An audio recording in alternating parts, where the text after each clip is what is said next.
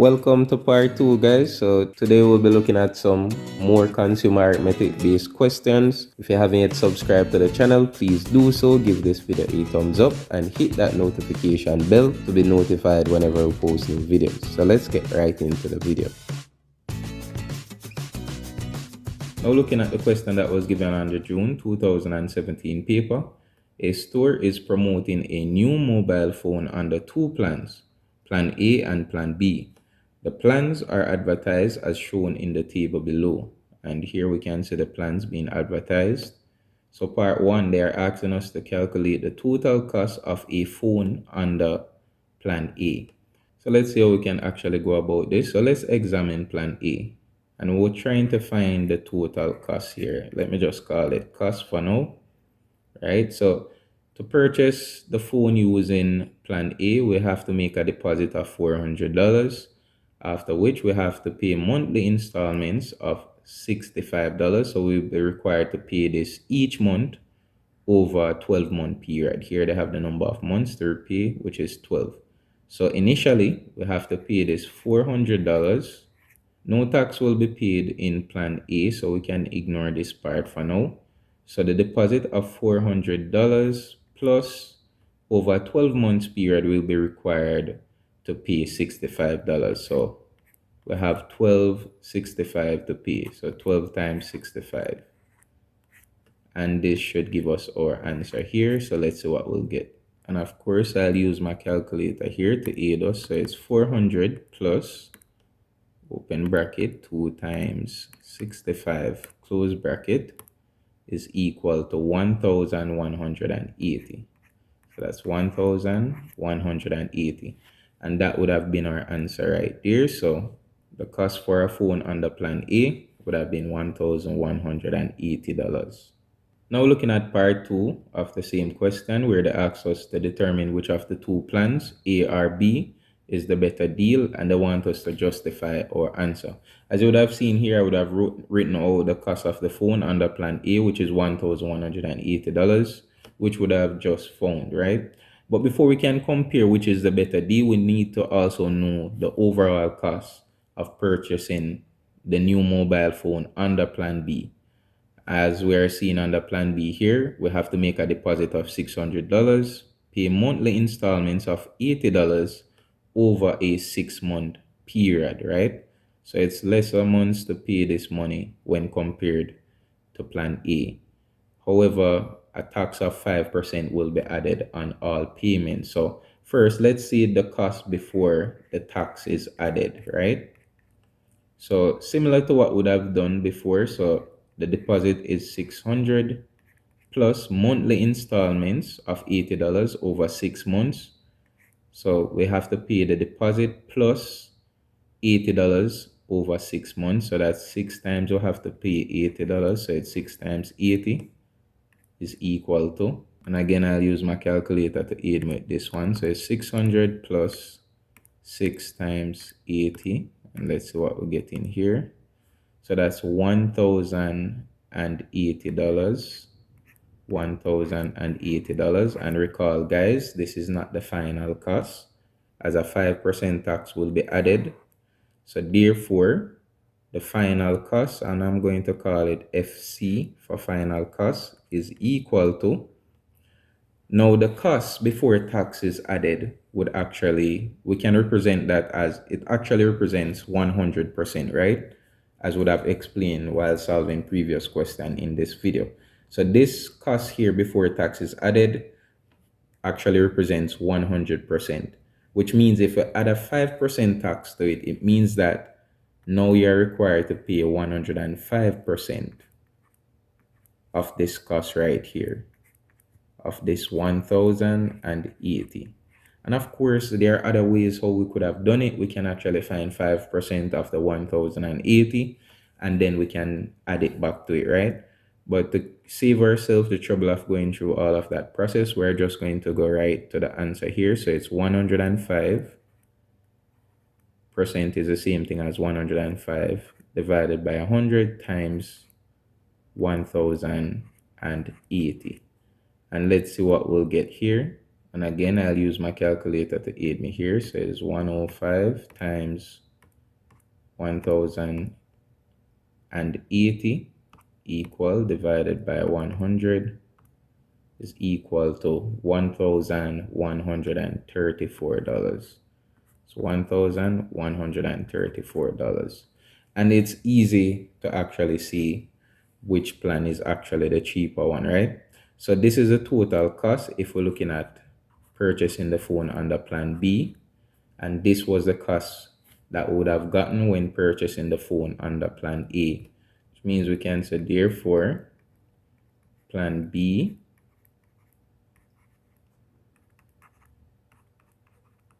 is the better deal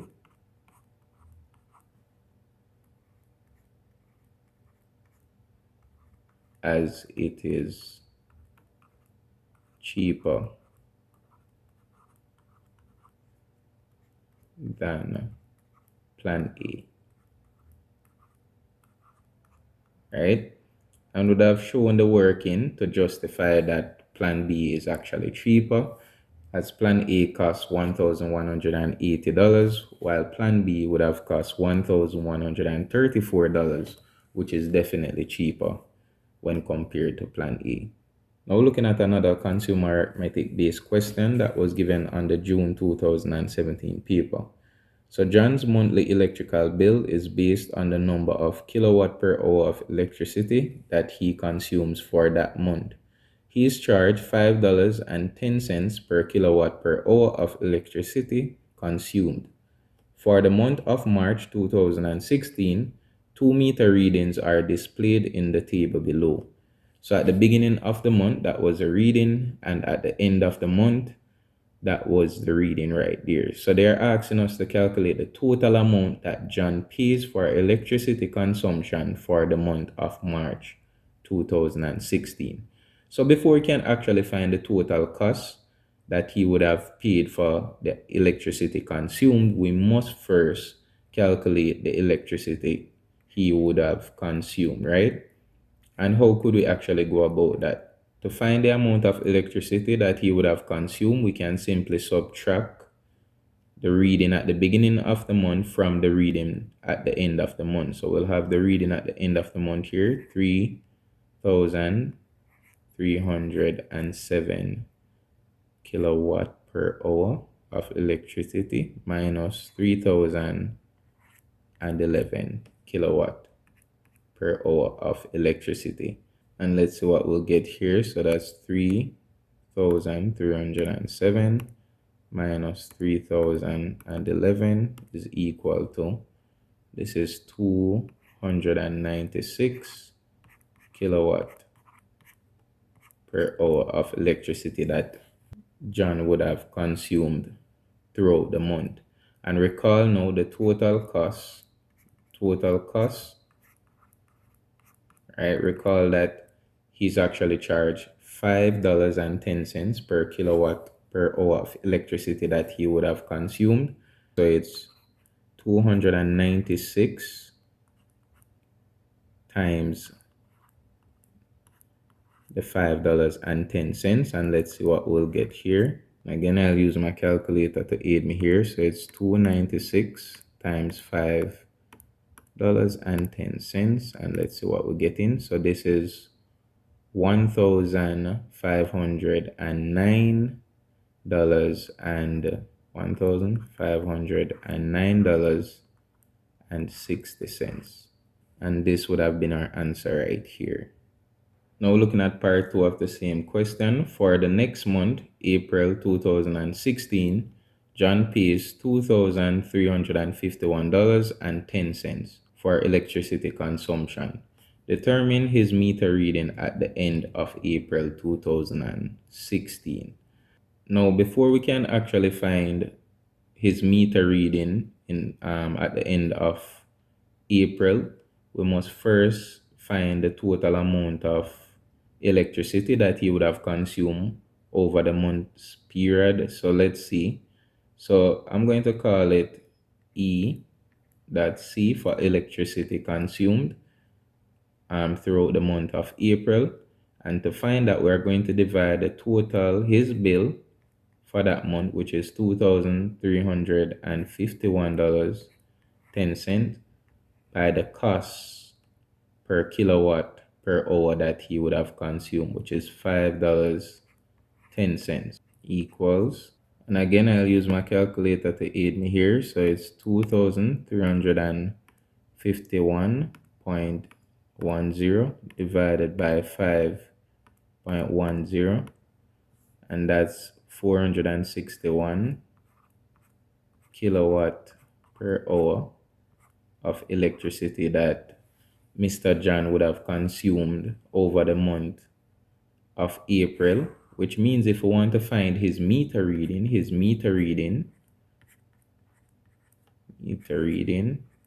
let me just have this here, would be equal to the reading at the end of the previous month, which is 3,307 plus the amount that he would have consumed throughout the month of April, which is 461 kilowatt per hour of electricity. And let's see what we'll get here. So it's 3,307 plus 461. So here we're getting 3,768. But I'm going to write it with a 0 at the front because, as we're seeing here, this is the trend. It usually consists of 5 digits. So we just write it the same and we'll have our unit here, kilowatt per hour. So this would have been his reading here in kilowatts per hour, 03768 at the end of the month of April 2016. Mr. Adams invested $5,000 at the credit union and received $5,810, inclusive of simple interest after 3 years. Determine the simple interest earned. Now, this is pretty easy, guys. So we know that the investment is $5,000, and at the end of a 3-year period, he would have had a balance of $5,810, which means the simple interest would have been equal to is the amount of money that would have been gained on the investment. So we can simply subtract here. So it's $5,810 minus the initial investment of $5,000. Of course, this one is pretty easy to calculate. This will come out to give us $810. So that would have been the simple interest earned over the 3-year period. Now we're looking at part 2 of the same question, the annual interest rate paid by the credit union. So what's the annual interest rate? So now that we know the simple interest as would have calculated in our previous question was $810, right? So we can use the simple interest formula to solve this one. So the simple interest is equal to principal times the rate times the time in years divided by 100, since the rate will be in percentage. And let's see what we have here. So we're going to plug in the values that we have. So we have the simple interest, which is 810 is equal to the principal, which is the investment of 5,000, times the rate, that's what we're trying to find, times the time in years, we know it's over a 3-year period, divided by 100. And here, there's an easy way how we could have done it by probably dividing 5,000 by 100, but let me just do it like this one for the sake of this video. So I'm dividing by 100, so I'll multiply both sides by 100 to get rid of the 100 here. And let's see what we'll get after doing that. We'll have 100 times 810 will give me 81,000, which is equal to, and this is what we'll have left, what's in the bracket here. So 3 times 5,000 will give me 15,000. So 15,000 times R, which is 15,000 R. And let me continue on this side. So what I'll be required to do now, here I'm multiplying R by 15,000 and I want to make R the subject. so I can ascertain the value of R. So I'll divide both sides by 15,000. And let's see what we'll get for the value of R here. So therefore R will be equal to, and again I'm going to use my calculator to aid me here, so it's 81,000 divided by 15,000, which is equal to 5.4%. So that's 5.4%. So the rate is always in percentage. So it would have been 5.4% simple interest rate. Now looking at part 3 of the same question, the length of time it would take for Mr. Adams' investment to be doubled at the same rate of interest. So recall the interest rate that would have just found, it was 5.4%. And this simply means that the simple interest, they want us to calculate how long it will take Mr. Adams to make $5,000 on his investment. So that's the only time his investment would have been doubled, because if he actually accumulated $5,000 more, then no, he would have actually had $10,000 in his account, which means his investment would have been doubled, right? So let's see what we can do here. So we'll use the same formula here. So we'll have the simple interest is equal to the principal times the rate times the time divided by 100. And this time around is the length of time, right? So we're trying to find t this time around.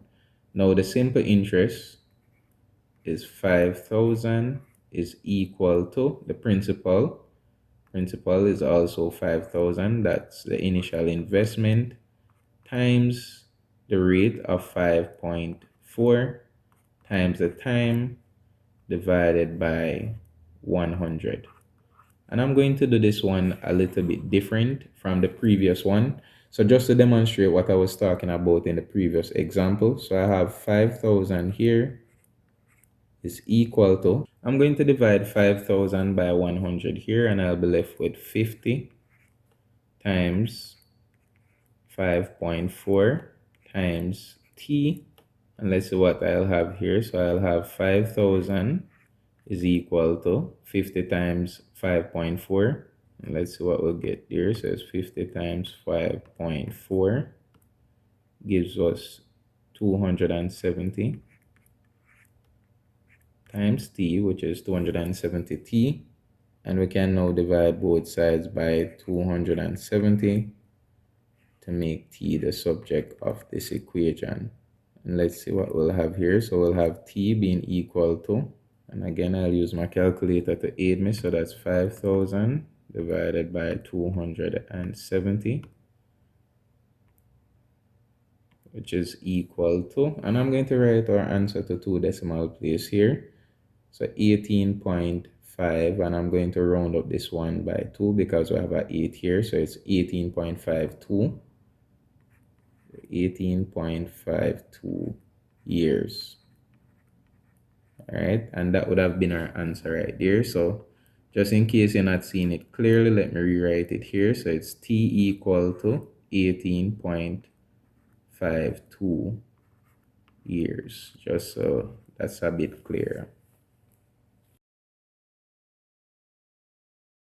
Now looking at the question that was given on the June 2018 paper, Jenny works at Sammy's restaurant and is paid according to the rates in the following table. So here it is outlined.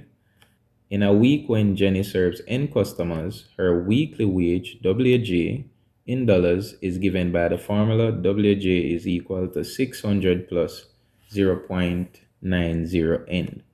Determine Jenny's weekly wage if she serves 230 customers. Now, recall that the amount of customers that Jenny would have served is represented by N. So this here represents N in our formula. So let's see what we'll get here. So we'll have WJ is equal to 600. And this is the formula that will give us the weekly wage plus 0.90 times the number of customers. So we'll have 230 customer here in the bracket, and let's see what we'll get here. And again, I'll use my calculator to aid me. So it's 600 plus 0.90, and in bracket we have 230 is equal to, that's $807 right here. So that would have been our answer. Now we're looking at part 2 of the same question here. In a good week, Jenny's wage is $1,000 or more. What is the least number of customers that Jenny must serve in order to have a good week? Now, this is the wage that we're talking about, guys. $1,000 or more for Jenny to have a good week. So now what we want to find out is the value of N, the number of customers that she'll be required to serve to earn inwards of $1,000 or more. So I'm going to go right ahead and plug in my values into this formula here. So we're going to check the wage starting at $1,000. So this is the minimum that she'll have to earn for it to be classified as being a good week. So 1,000 is equal to, we have 600 here plus 0.90 n. So this time around, we want to find the value of n. In other words, I want to make n the subject. So I'm going to start off by subtracting 600 here to get rid of this 600. And if I subtract 600 on this side, I have to do it on the other side so that both sides remain balanced. Now after doing that, I'll be left with 600 from 1,000, which is 400, is equal to 0.90 n. Next up, I'm going to divide both sides by 0.90. That's a point right there. And whatever I do on one side, I have to do it on the other side so that both sides remain equal. Now I'm going to continue on this side. So let's see what we'll end up with. So I'm going to have n being equal to, now I'm going to use my calculator to aid me here. So it's 400 divided by 0.90. And here I'm getting a decimal value, guys. And remember, we're talking about the number of customers here. And we can't have 444.44 people. We need a whole number for our answer. Now think about it, guys. If we should round this off to 444, Jenny would actually make less than $1,000 because the value of 444.44, which is a recurring decimal, is greater than just 444, which means in order for Jenny to make $1,000 or more, the least amount of customers that Jenny needs would have to be the next number, the next whole number after 444, which is 445. So I hope that makes a whole lot of sense to you guys. If it doesn't, you can always rewind the video, watch it again. Sometimes it takes a second look to make sense of this, right? So our answer here is 445 customers, right? So she'll need to serve 445 customers. So this is the least amount of customers that she can serve in order to have a good week. Now we're looking at part 3 of the same question. So at the same restaurant, another worker, Shauna, is paid a weekly wage of $270 plus $1.50 for each customer she serves.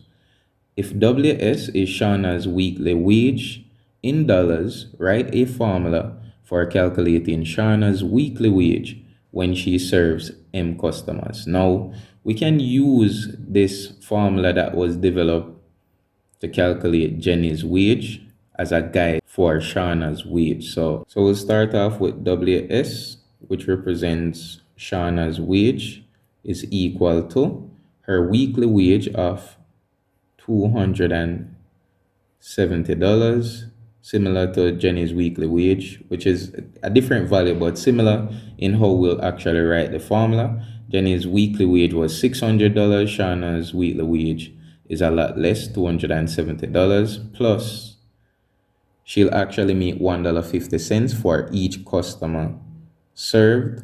So we'll have that $1.50 here times M, which represents the number of customers that she'll serve. Similar to this formula here, Jenny would have earned $0.90 for each customer served times N in this case for her meant the number of customers served. So this would actually be our answer here. This is the formula that they are looking for.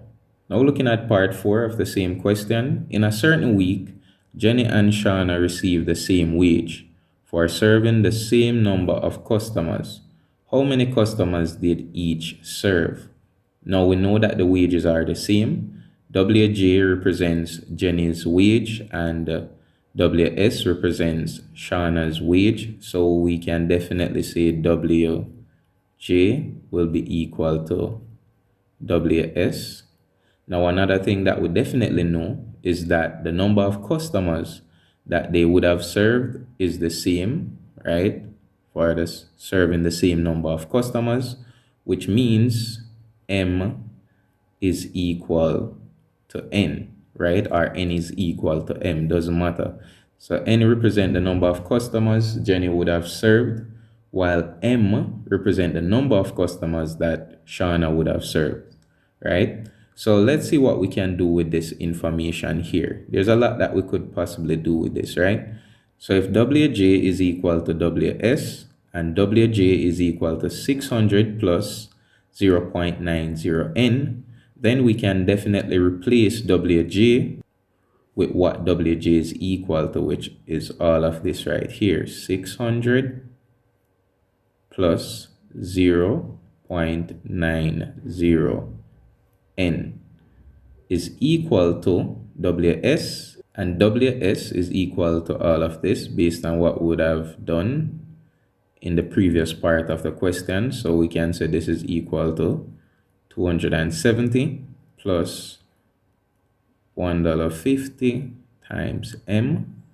And recall that M is equal to N here. So I can definitely replace M with N because both of them is equal to each other. And that's definitely what I'll do here. Now the goal is to find out what is the value of N, because N would actually represent the number of customers that both Jenny and Shauna would have served in order for both of them to earn the same wage. So let's see how we could actually go about this. So I'm going to begin by subtracting 270 from both sides, which will leave me with here 270 from 600 will leave me with 330 plus 0.90N is equal to 270 from 270 is 0. So all we're left with here is 1.50N. Now before we can actually find the value of N, we need to group all the N's on the same side of the equation because they are like terms. So I'll subtract 0.90N here, and I'll do the same on the other side so that both sides remain equal. And by doing that, I'll be left with 330 is equal to, because 0.90N from 0.90N will leave us with 0. So all we're left with on this side, the left hand side, is 330 is equal to 1.50 minus 0.90 will leave us with 0.60N. Now I'm going to continue here. So we have 330 is equal to 0.60N. And of course, we want to make N the subject, so I'll divide both sides by 0.60 so that both sides remain equal. And here I'll be left with N is equal to, and I'll use my calculator to aid me here. So it's 330 divided by 0.60 is equal to 550 customers, right? So that's 550 customers. And of course, you always want to have the unit there. I don't have the space here, so I'm just going to write it here. So you want to say N is equal to 550 customers, right?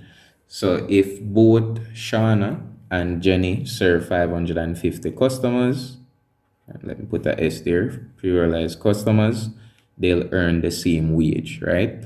That's basically how we can definitely go about doing this. Now, to prove that our answer is actually correct, guys, what we could actually do is to substitute this 550 in both formulas, the one that calculate the wage for Jenny and also the one that calculates the wage for Shauna, and see if we are getting the same result. And I'll do that quickly with the aid of my calculator here. So the wages for Jenny is equal to 600 plus 0.90 times the number of customers, which we just got to be 550, and let's see what we'll get. That's $1,095, right? So if Jenny served 550 customers, she'll earn $1,095. And I'll just quickly check the one for Shauna. So Shauna's formula is 270 plus 1.50, and in bracket here the number of customer again 550, and let's see if we are getting the same result. Most definitely we are getting the same result, which certified that our answer was definitely correct.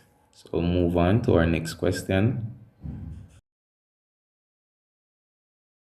Now looking at the question that was given on the January 2019 paper, John bought a car for $65,000. If the value of the car depreciates by 8% each year, how much will the car be worth at the end of 2 years? Now we can find how much the car will be worth with a formula, right? Which I'll call it B for book value is equal to the initial cost of the car. That's what P represents. In bracket, we'll have 1 minus R, which is the rate at which the car actually depreciates, divided by 100 because the rate is in percentage, raised to the power of n, and n represents the number of years for which the car was depreciated, right, which is 2 years. So let's see how this actually works. Again, P represents the initial value of the car, which is $65,000. So we'll have an open bracket here, which is, we'll have 1 next minus the R here represent the rate, which is in percentage, 8 out of 100, same thing as 8%, close bracket, raise to the n power, which represent, and again, n represent the number of years for which the car was depreciated, which is 2 years, right? So let's see what this will give us. So it's 65,000, and we're just following the order of operation here. So we're going to work what's in the bracket first. So we'll have 1 minus, and with the aid of my calculator here, I'm going to rewrite this 8 out of 100 as a decimal. So we can use this calculator here, 8 out of 100. Same thing as 8 divided by 100 is equal to, and you can definitely use a calculator here to get 8 out of 100 as a decimal, which is 0.08. Now, some of you might not need a calculator to get that result. All right, close bracket, and we raise this to the second power. And again, we'll continue following the order of operation here. Still have to simplify the bracket. So next up, we'll see what we'll get when we subtract 1 minus 0.08. Let's see what we'll get. So this is giving us 0.92. So it's 0.92 squared. And then continuing, we have 65,000. And this bracket here simply symbolizes multiplication times. And we have to square this before we can multiply. So we'll find what 0.92 squared is with the aid of our calculator. And let's see what we're getting. So we're getting 0.8464. 0.8464. Right? And once we would have multiplied these two values here, would have gotten our answer. And again, I'm going to use my calculator to help me out. So it's 65,000 times 0.8464. Let's see what we're getting. So this is $55,016. So this is the new value of what the car will be worth after it would have been depreciated over the 2-year period at this rate, the 8%. Now, the alternative route that we could have used, since it's just 2 years, which is pretty short, the alternative route, I don't recommend this route if it's a lot of years because it will be very lengthy, right? But because it's just 2 years, what we could do, we can find the depreciation for the 2 years and then subtract it from the initial value of the car, right? So let's see what we'll do here. So the depreciation in year 1 or after year 1, let's see what it will be. So it depreciates 8% each year, by 8% each year. So we'll have 8 out of 100 times the value for the car, which is 65,000. And let's see what this will give us. So it's 8 times 65,000. And that result divided by 100. And here we're getting 5,200. Right? And this is what the car would have depreciated by after the first year, which means the new value, and I'm going to have in bracket here after year 1. So after year 1, I'm just going to put year 1 here, but I actually mean after year 1 would be 65,000 minus the 5,200 that the car would have depreciated by. And let's see what we'll get here. So it's 65,000 minus 5,200 is equal to 59,800. So that's 59,800. So this would be the new value of the car after year 1. Now let's see how much it would have been depreciated by after year 2. So this time around we're finding 8% of the current value of the car, which is this, because it would have depreciated after year 1, and this is the new value after year 1. So this is the value that we have to work with, guys. So it's 8% of 59,800, and let's see what we'll get in here.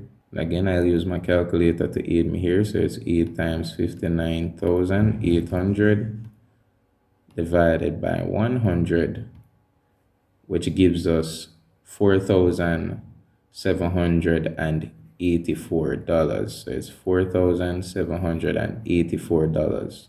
Therefore, the new value of the car at the end of year 2, which is what we want to know, let's see what this would be. The new value after year 2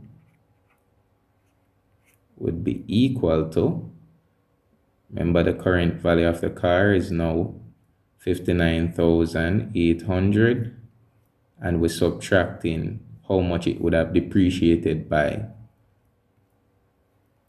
after year 2, and let's see what we're getting. So we should get the same value. So I'm going to use my calculator again to help us out. So it's 59,800 minus 4,784. And there you go, guys. We're getting the same result, $55,016. So this is an alternative method that we could have possibly used to solve the same question. So whichever one is easier for you guys, you can definitely choose that method. Thank you guys for sticking with me to the end of this one. I hope you found this video very helpful. Let me know in the comment section which topic do you want us to look at next. If you request it, you might just have it, right? So someone actually requested this topic and that's what we did. So let us know in the comment section below. Now don't forget to subscribe to the channel, guys. Give this video a thumbs up and hit that notification bell to be notified whenever we post new videos. I'm looking forward to see you guys in our next video. Until then, blessings and peace.